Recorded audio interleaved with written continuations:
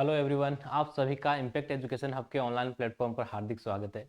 दोस्तों, last class में अपन ने डिस्कस किया था इरिगेशन मेथड के बारे में। इरिगेशन क्या होता है, उसके जो सरफेस मेथड है वो कौन कौन से हैं, यानी सरफेस मेथड के सतही जो अपन सिंचाई करते हैं उसकी विधियों के बारे में अपन ने लास्ट क्लास में डिस्कस कर लिया था। तो आज की जो अपनी क्लास रहने वाली है उसमें अपन बात करने वाले हैं माइक्रो इरिगेशन के मेथड्स के बारे में, या अपन कह सकते हैं जो स्प्रिंकलर सिस्टम होता है इरिगेशन का उसके बारे में, या ड्रिप इरिगेशन सिस्टम होता है उसके बारे में अपन इस क्लास में डिस्कस करने वाले हैं कि स्प्रिंकलर इरिगेशन क्या होता है, इसके क्या अपने को फायदे होते हैं, लाभ होते हैं, या इससे हानियां अपने को क्या क्या हो सकती है।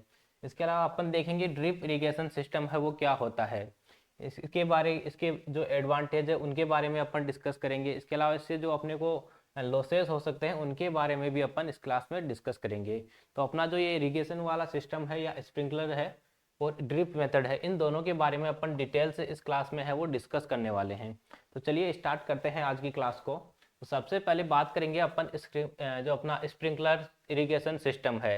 स्प्रिंकलर इरिगेशन सिस्टम है, इसको हिंदी में कहा जाता है फव्वारा फव्वारा सिंचाई पद्धति।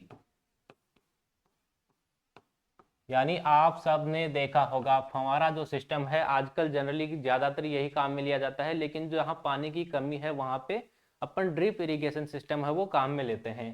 तो कुछ इस प्रकार का लेआउट इसका होता है जिसको अपन फील्ड के अंदर लगाते हैं, और ये जो बारिश की अपने बूंदे होती है उसी तरह अपने खेत के अंदर है वो पानी देने का काम करता है। स्प्रिंकलर सिस्टम या फव्वारा सिस्टम इसको कह सकते हो आप, हिंदी में फव्वारा सिस्टम कहते हैं। इस प्रकार का कुछ लेआउट इसका होता है। चलिए बात कर लेते हैं अपन स्प्रिंकलर सिस्टम के बारे में, यानी फव्वारा विधि है सिंचाई की वो क्या है। फव्वारा सिंचाई विधि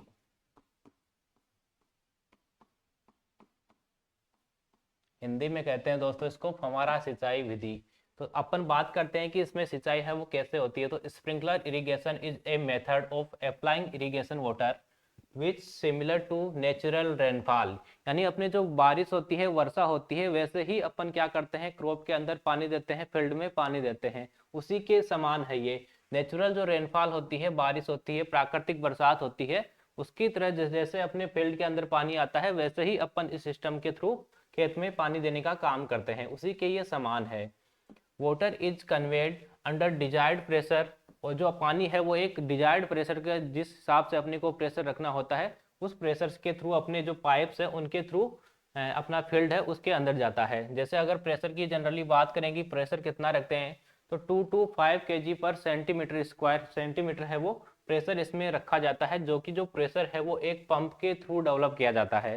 पंप के थ्रू प्रेशर डेवलप करते हैं और इस प्रेशर पे अपन जो अपना पानी है उसको खेत में जैसे बारिश की बूंदें गिरती है उसी प्रकार से खेत के अंदर गिराते हैं, उसी को क्या कहते हैं फव्वारा सिस्टम या स्प्रिंकलर इरिगेशन सिस्टम कहा जाता है।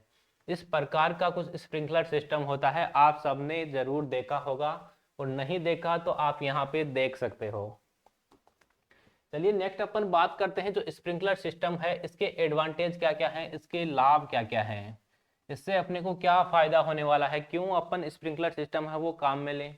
तो अपन ने इससे पहले पढ़ा था सरफेस इरिगेशन के मेथड्स, उसमें अपन डायरेक्ट फील्ड के अंदर पानी डाल रहे थे, ना अपन फव्वारा सिस्टम काम में ले रहे थे, ना अपने जो ड्रिप इरिगेशन सिस्टम है वो काम में ले रहे थे। तो चलिए बात कर लेते हैं इसके एडवांटेज के बारे में, फायदे के बारे में। No water losses in conveyance which amount of 35% in surface irrigation methods. यानी जो सरफेस इरिगेशन मेथड्स होते हैं, सतही सिंचाई की जो विधियां हैं उनसे अगर अपन सिंचाई करते हैं और इस मेथड से सिंचाई करते हैं तो इसमें अपने आप कह सकते हो 30 से लेकर 50% पानी की है वो बचत होती है।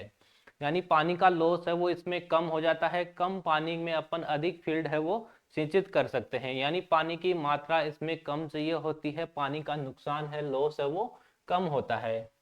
सेकंड बात करते हैं हायर एप्लीकेशन इफिशियंसी और surface method of irrigation. Higher efficiency यानी इसकी जो दक्षता है, सिंचाई की जो दक्षता है वो ज़्यादा होती है कंपेयर टू सरफेस मेथड, सतही मेथड। क्योंकि सतही मेथड में अपन डायरेक्ट फील्ड के अंदर नाले के थ्रू अपन पानी दे रहे थे, तो उसमें पानी की ज़्यादा रिक्वायरमेंट होती है और उसमें अपन ज़्यादा पानी के अंदर कम क्षेत्र को सिंचित कर पाते हैं, जबकि इस मेथड में कम पानी के अंदर भी अपन ज़्यादा एरिया को है वो सिंचित कर सकते हैं, इसलिए इसकी इफिशियंसी है, जो क्षमता है इसकी ज़्यादा होती है, यानी कम पानी में ज़्यादा क्षेत्र को सिंचित किया जा सकता है। नेक्स्ट है सूटेबल इन अंडुलेटेड लैंड्स, और ये इंपॉर्टेंट पॉइंट्स है। यानी जो उबड़ खाबड़ एरिया होते हैं, अंडुलेटेड का मतलब है उबड़ खाबड़, उबड़ खाबड़ या कह सकते हो ऊंचा नीचा जो एरिया होता है, यानी अपनी जो सोइल है अगर वहाँ ऊंची नीची है, इक्वल नहीं है, तो भी अपन कौन सा मेथड काम में ले सकते हैं, हमारा सिस्टम है वो काम में ले सकते हैं। वहाँ के लिए ये बेस्ट है, सुटेबल है। और ये लाइन आपको ध्यान रखनी है कि अंडुलेटेड लैंड या जो अनइवन लैंड होती है वहाँ पे कौन सा सिस्टम काम में ले सकते हैं, हमारा सिस्टम अपन काम में ले सकते हैं। नेक्स्ट है high yield and water saving, यानी जो उपज होने वाली है वो भी क्या होगी, ज्यादा होगी, क्योंकि अपन सिस्टमेटिक अपनी क्रॉप के अंदर पानी दे रहे हैं, पूरी क्रॉप के अंदर इक्वल पानी से जाने वाला है। वाटर सेविंग होगा, पानी की इसमें बचत होगी। Over surface irrigation methods, surface irrigation या सतही जो सिंचाई अपन कर रहे थे उसके कंपैरिजन में इसमें पानी की बचत होगी। इसके अलावा उपज है वो ज्यादा होने वाली है। तो ये सारे इसके एडवांटेज हैं, क्यों अपन जो स्प्रिंकलर सिस्टम है वो काम में ले सतही सिंचाई के बजाय। नेक्स्ट अपन देख लेते हैं इसकी लिमिटेशंस क्या क्या है, या इससे अपन कह सकते हैं कि इसकी हानियां क्या क्या हो सकती है। तो बात करते हैं uneven distribution of water due to high wind, यानी जो पानी है वो खेत के अंदर क्या जाएगा, अनइवन जाएगा। कब जाएगा, जब तेज हवाएं चलती है, गर्मियों के अंदर आपने देखा होगा तेज हवाएं चलती है, जिससे जो अपने फव्वारा सिस्टम होता है उससे जिस साइड से हवा आती है उस तरफ है वो पानी कम दूरी तक जा पाता है, या इक्वल खेत के अंदर पानी नहीं जा पाता है, तो इससे अपने को लॉस हो सकता है। तो uneven distribution of water due to high wind velocities particularly during summer season, यानी गर्मियों में क्या होता है, हवा तेज चलती है जिसके कारण फील्ड के अंदर समान रूप से पानी नहीं जाता है, जिस तरफ से हवा आती है उस तरफ पानी नहीं जा पाता है, और ये सब आपने देखा होगा।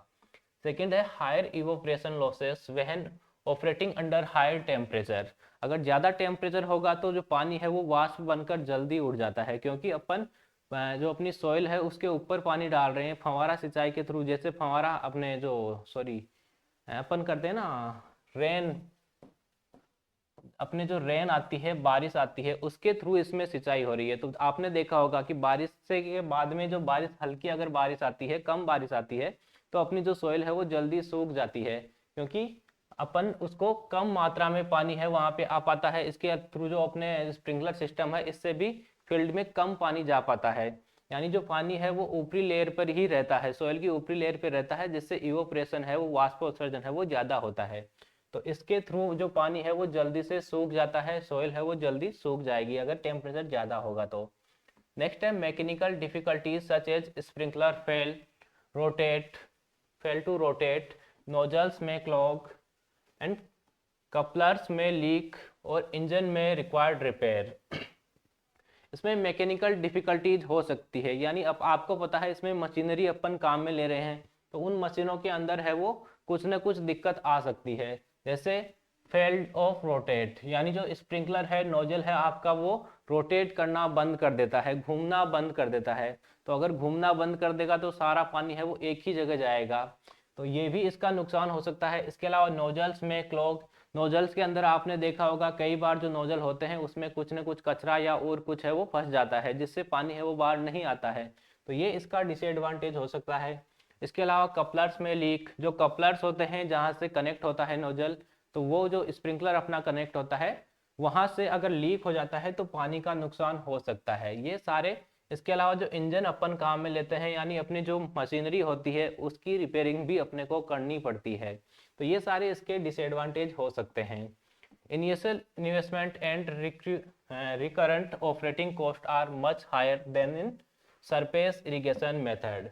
इनिशियल कॉस्ट, यानी जब अपन शुरुआत करते हैं तो जो शुरुआत में लागत आती है वो ज़्यादा आती है, क्योंकि इसमें पैसे लगने वाले हैं, सरफेस इरिगेशन मेथड में ज़्यादा पैसे नहीं लगते हैं। इसके अलावा ऑपरेटिंग कॉस्ट है, बाद में भी जो कॉस्ट है इसमें लगती रहती है, बजाय सरफेस इरिगेशन मेथड के। अगर उस मेथड की कंपेयर में इसमें कॉस्ट ज़्यादा आती है, लागत इसमें ज़्यादा आती है, बाद में भी कॉस्ट लगती है और शुरुआती लागत भी ज़्यादा रहती है। नेक्स्ट है moving the portable lines when the soil is wet result in destruction of soil structure. अगर अपन फील्ड में स्प्रिंकलर सिस्टम के थ्रू सिंचाई कर रहे हैं और जब फील्ड में अपन लाइन है वो चेंज करते हैं तो आपने देखा होगा आपके पैर हैं वो सॉइल के अंदर फंस जाते हैं, तो उससे जो अपनी सॉइल है उसकी स्ट्रक्चर है वो खराब हो सकती है। ये भी इसका एक नुकसान है, सॉइल स्ट्रक्चर है वो चेंज हो सकती है, उसमें डिस्ट्रक्शन आ सकता है। नेक्स्ट है use of saline water for irrigation is not possible. अगर अपन जो साल्ट से अफेक्टेड वाटर है यानी जो खारा पानी होता है उससे अगर सिंचाई कर रहे हैं इस मेथड के थ्रू, तो इस मेथड के थ्रू जो अपना पानी है वो क्रॉप की लीव्स पे जाता है, टॉप एरियाज हैं उन पे जाता है। तो जो टॉप एरियाज है उन पे है वो नमक जमा हो जाएगा, साल्ट है वो जमा हो जाएगा और प्लांट है वो धीरे धीरे नष्ट हो जाएगा। तो उस एरिया के अंदर अपन जहाँ सैलाइन वाटर है वहाँ पे ये मेथड काम में नहीं ले सकते हैं। ये इसका एक डिसएडवांटेज है। वहाँ के लिए अपन जो ड्रिप इरिगेशन सिस्टम है वो काम में ले सकते हैं, वो सबसे बेस्ट वहाँ के लिए माना जाता है। तो वो सारे इसके डिसएडवांटेज है। नेक्स्ट अपन बात करेंगे ड्रिप इरिगेशन सिस्टम की, कि ड्रिप इरिगेशन सिस्टम है वो क्या होता है। तो ड्रिप इरिगेशन सिस्टम है वो कुछ इस प्रकार का उसका लेआउट होता है, जिसको अपन फील्ड के अंदर लगा देते हैं। इसमें पाइप्स होती है, पाइप्स के थ्रू ड्रॉप ड्रॉप करके पानी है वो अपने पौधों तक जाता है। तो ये सबसे बेस्ट आजकल जो ज्यादा पॉपुलर है इरिगेशन सिस्टम वो कौन सा है, ड्रिप इरिगेशन सिस्टम है। चलिए बात करते हैं ड्रिप इरिगेशन सिस्टम की, या इसको हिंदी में कहते हैं बूंद बूंद सिंचाई। बूंद बूंद सिंचाई विधि या पद्धति आप कह सकते हो, यानी ड्रॉप ड्रॉप करके बूंद बूंद करके पानी है वो खेत के अंदर जाने वाला है। Drip irrigation is defined as the precise slow and frequent application of small quantities of water to the soil in the form of scattered drops। यानी इसमें जो पानी जाने वाला है वो किस के थ्रू जाने वाला है, ड्रॉप्स के थ्रू जाने वाला है, बूंद बूंद के रूप में खेत में जाने वाला है। और स्मॉल क्वांटिटी के अंदर पानी है वो खेत में जाने वाला है, कम मात्रा में पानी जाएगा और ड्रॉप ड्रॉप करके जो अपनी क्रॉप है वहां पे पानी जाने वाला है। उसी को अपन क्या कहते हैं, ड्रिप इरिगेशन सिस्टम कहते हैं। यानी खेत के अंदर बूंद बूंद करके कम मात्रा में पानी जाता है, उसी को अपन क्या कहते हैं, ड्रिप इरिगेशन सिस्टम कहते हैं। नेक्स्ट बात करते हैं current drip irrigation technology dates back to the work of Simcha Blass. Simcha Blass थे, एक साइंटिस्ट थे, इन्होंने सबसे पहले जो ड्रिप इरिगेशन सिस्टम है इसकी खोज की, या ड्रिप इरिगेशन सिस्टम है इन्होंने बनाया। तो ये साइंटिस्ट है वो एग्जाम्स में पूछ लिए जाते हैं, जो कॉम्पिटिटिव एग्जाम है उनमें भी पूछ लिया जाता है। तो ये आपको ध्यान रखना है, सिमका ब्लास है, उन्होंने ड्रिप इरिगेशन सिस्टम है उसकी खोज की थी। He developed the first patent drip irrigation system from Israel. और कहाँ पे सबसे पहले जो ड्रिप इरिगेशन सिस्टम है वो कहाँ स्टार्ट हुआ था, इजराइल के अंदर स्टार्ट हुआ था। इन्होंने वहां पे पेटेंट करवाया था। सिमका ब्लास ने इजराइल के अंदर सबसे पहले ड्रिप इरिगेशन सिस्टम है वो काम में लिया था। तो ये चीजें आपको ध्यान रखनी है। नेक्स्ट अपन बात करते हैं इसके एडवांटेज की, इससे अपने को क्या क्या फायदे होने वाले हैं, ड्रिप इरिगेशन सिस्टम के बेनिफिट्स हैं वो क्या क्या हैं। तो बात करते हैं फर्स्ट की enhance plant growth crop field, यानी जो पौधे की वर्दी है, पौधे की वर्दी है वो बढ़ने वाली है, पौधे की वर्दी इससे बढ़ने वाली है। क्रॉप फील्ड उपज है वो बढ़ने वाली है, यील्ड यानी उपज होता है तो जो उपज है वो भी बढ़ने वाली है। एंड प्रीमियम क्वालिटी प्रोड्यूस, और जो अपने को प्रोडक्शन प्राप्त होने वाला है वो कैसा होने वाला है, प्रीमियम क्वालिटी का, यानी अच्छी गुणवत्ता वाला होने वाला है, अच्छी क्वालिटी का अपने को प्रोडक्शन मिलने वाला है। नेक्स्ट बात करते हैं water saving due to increased beneficial use of available water and higher water application efficiency। इसके अंदर वाटर की सेविंग होती है, यानी अपन ने कहा था कि पानी है वो कम मात्रा में खेत में जाता है, धीरे धीरे जाता है, ड्रॉप ड्रॉप करके खेत में जाता है। तो इसमें कम मात्रा में अपने को पानी चाहिए होता है और कम पानी के अंदर अपन अधिक क्षेत्र है उसकी सिंचाई कर सकते हैं। तो इसकी वाटर यूज एफिशिएंसी है वो ज्यादा होती है, यानी एप्लीकेशन एफिशिएंसी है वो ज्यादा होती है और पानी अपन बचा सकते हैं, वाटर सेविंग अपन कर सकते हैं इस मेथड के थ्रू। नेक्स्ट है precious and uniform delivery of water to crops due to controlled water application. इसमें जो पानी अपन खेत में देते हैं वो धीरे धीरे जाता है, इसके अलावा समान रूप से पूरे खेत में इक्वल रूप से जाता है, क्योंकि सारा कंट्रोल है वो अपने हाथ में होता है। नेक्स्ट है maintenance of higher soil water potential in the root zone, यानी जो पानी है वो सीधा डायरेक्ट कहाँ जाता है, पौधे की जड़ों में। रूट जोन जो होते हैं, पौधे की जो जड़ होती है डायरेक्ट अपन पौधे के जो प्लांट है, प्लांट के आसपास अपन ड्रॉप करके पानी डालते हैं, तो जो प्लांट के पास में जो रूट्स है, उसकी रूट्स है नीचे, तो पानी सीधा रूट्स तक चला जाता है, रूट जोन तक आसानी से चला जाता है। तो इसमें कम मात्रा की अपने को पानी की आवश्यकता होने वाली है। नेक्स्ट है कंबाइंड वाटर एंड फर्टिलाइजर्स, यानी इस मेथड के थ्रू अपन क्या कर सकते हैं, फर्टिगेशन। और ये डेफिनेशन आपके एग्जाम में आने वाली है, सेमेस्टर एग्जाम में आपके डेफिनेशन आने वाली है कि फर्टिगेशन है वो क्या होता है।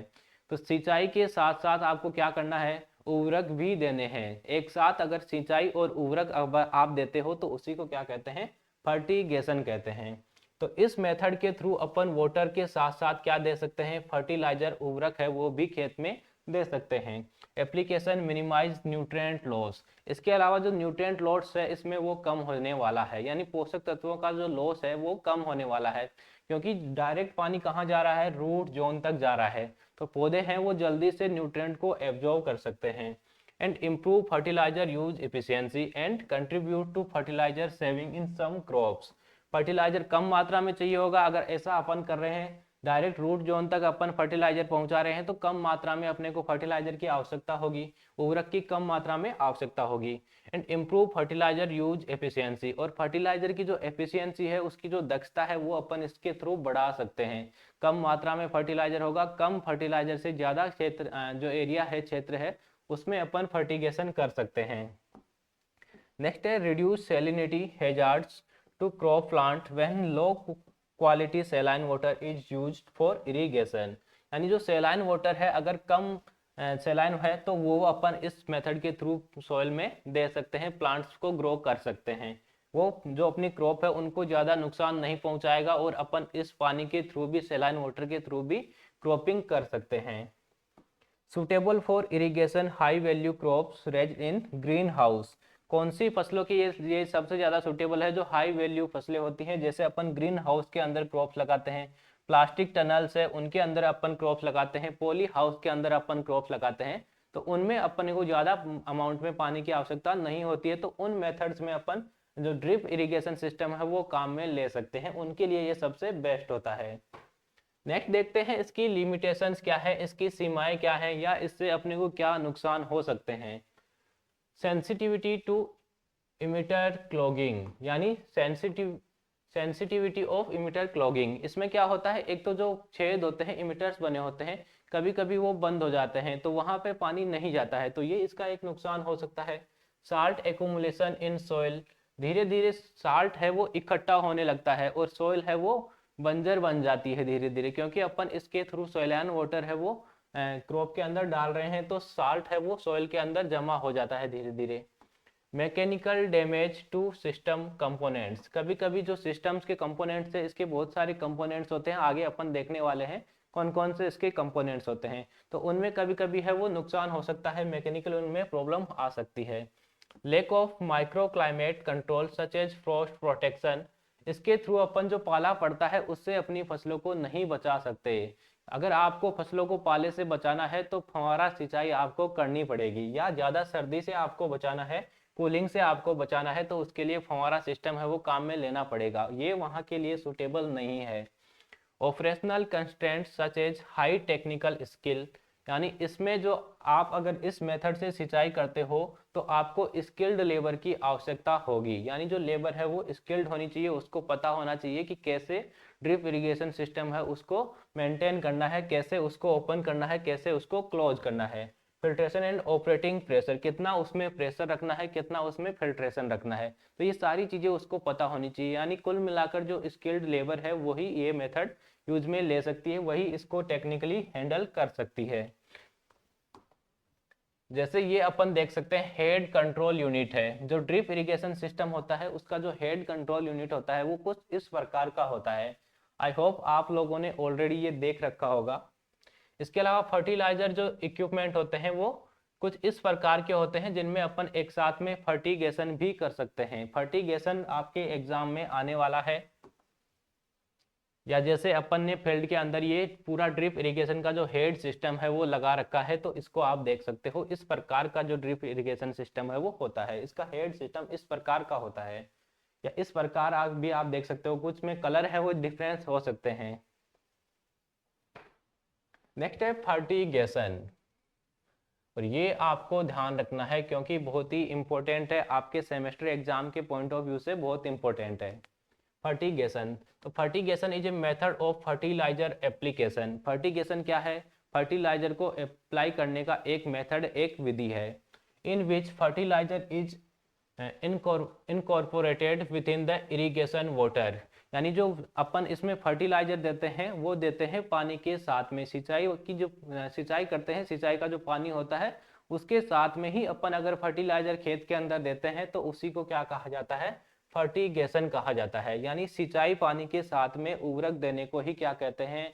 फर्टिगेशन कहते हैं। उर्वरक प्लस सिंचाई दोनों एक साथ, वाटर इरिगेशन अपन कर रहे हैं प्लस फर्टिलाइजर एक साथ दे रहे हैं, तो उसी को अपन फर्टिगेशन कहते हैं। In this system fertiliser solution is distributed evenly in irrigation.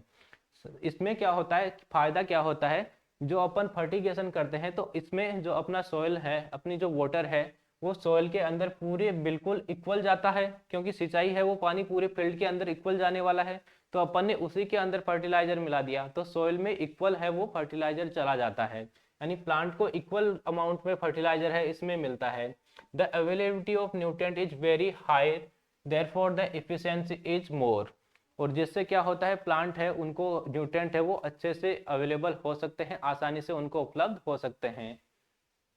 और जो फर्टिलाइजर है उसकी इफिशियंसी अपने आप है वो इंक्रीज हो जाती है। In this method liquid fertiliser as well as water soluble fertiliser are used. जो लिक्विड फर्टिलाइजर आते हैं, तरल फर्टिलाइजर आते हैं, इसके अलावा जो वाटर में घुलने वाले फर्टिलाइजर आते हैं, वाटर सोल्यूबल जो पानी में घुल जाते हैं, उन फर्टिलाइजर को अपन यूज में लेते हैं।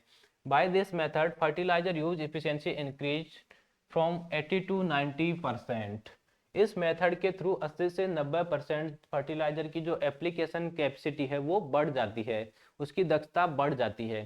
तो ये अपन ने देखा कि फर्टिलाइजर क्या होता है, फर्टिगेशन क्या होता है। इसके अलावा अपन ने पहले देखा स्प्रिंकलर सिस्टम क्या होता है, उसके क्या फायदे हैं, उसके क्या नुकसान है।